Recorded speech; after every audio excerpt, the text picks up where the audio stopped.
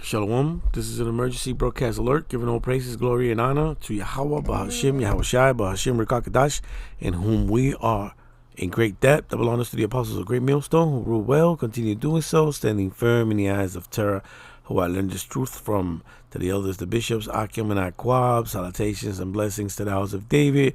We are the hopeful elect at GMS. This is your brother Quasi-R with another very quick one. This is an update on we leaning closer to the MOTB, okay?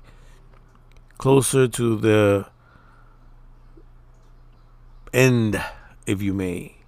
This is why I say there will be a deal like the deal of the century, man. But I don't know how it's gonna be. I don't know. Don't ask me. I don't understand, you know, the way they play their. Who understands Esau Edom anyway? Only Esau Edom, so-called white man, understands him. He's the devil the Bible speaks of, and Yahweh Yahushai created him to be as evil as he is and create the confusion that he does.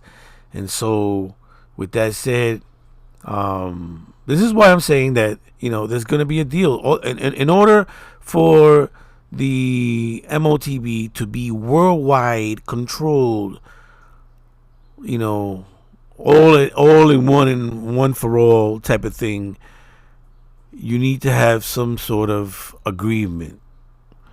All right, because there will be conflict. If only America had the digital oil and the little hats would have that power, there's still gonna be conflict.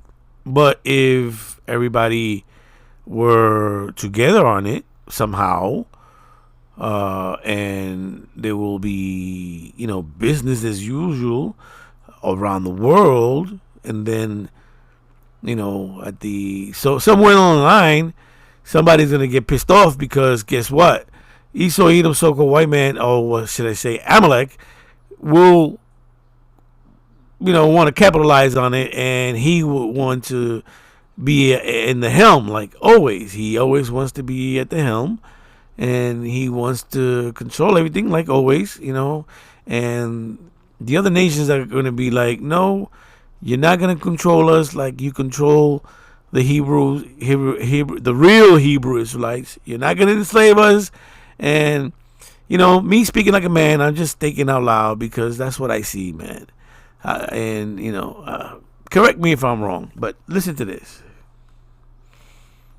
Need to go with the post-apocalyptic doom punk look. That's what we're going for. I guess you could say they're just modernizing all the new locations. So this is what Libya looked like. Now that's what Gaza looks like, the West Bank. Now they're going to make. They're trying to make Lebanon look like that. They're trying to. Oh, they made Syria look like that. They're trying to do it to Iran. This is their plan. This is their decorator. They're the new decorators. It's going to be done here. You know, it's a great reset. And they've already started with the AI minister in Albania, and then we already got the new renovations here. It's got to go around the whole globe, so they're going to do it where they can do it first. I'm just surprised that they would stab Saudi Arabia in the back that hard. That, like, obviously, you know? Yeah. I mean, they already bombed Saudi Arabia. Israel already bombed Saudi Arabia at the beginning of the war to try to draw Saudi Arabia into the war. And they tried to blame it. It was a false flag. They wanted Saudi Arabia to think it was Iran bombing them. But everybody knows that it was Israel, including Iran knows it was Israel. So, yeah, they're the maniacs. So according to this, confirmed presence of a Russian nuclear submarine near the Strait of Hormuz. Moscow has officially deployed 6 submarines, including 2 nuclear ones, near the Strait of Hormuz for a discreet mission to protect Iranian infrastructure, according to reports.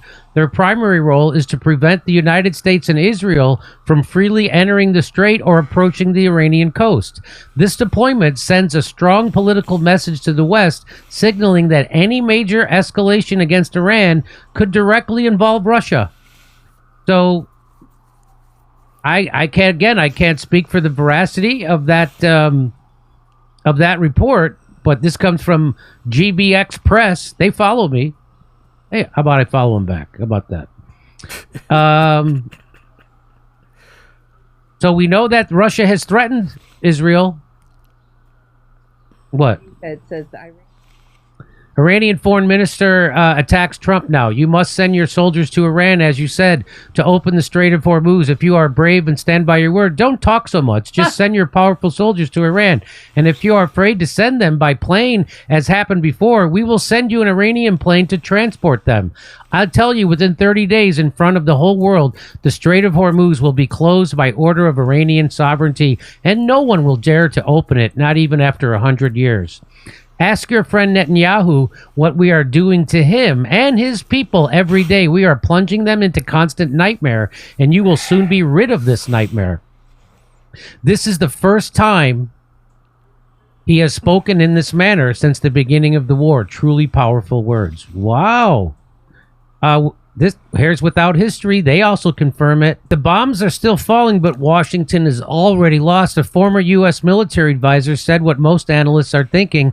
Trump's war on Iran has alienated every ally America has left. Not some, all of them. Let's listen. I mean, at the end of the day, war is not won on the battlefield. They have to win around a negotiating table. No doubt, the United States has superiority in all domains. Air superiority, maritime superiority, and if there is a land invasion, perhaps they'll be victorious on the battlefield. But at the end of the day, it's the politics. What is the political end state? And how do you determine success? And you have to be around the table to declare victory or accept defeat. So there you have it. When the United States turned against its allies, the tariffs came first, then the threats against Greenland, then the abandonment of Ukraine, now a unilateral war that nobody signed up for, followed by demands that everyone join in anyway. When you spend years burning bridges, do not be surprised when nobody comes to your war. The military result in Iran is still uncertain. The strategic result is not. America is alone, and it got there fast. Whoa. Okay. Whoa. That's not, and that's a guy who. What's this? The war is not. That is a former senior military advisor to the U.S. State Department, Abbas Dahouk. So there you have it. Eventually, somebody has to strike a deal. You see what he said, right? Even if you declare defeat, there must be a deal. Anyway, that's your update. Shalom.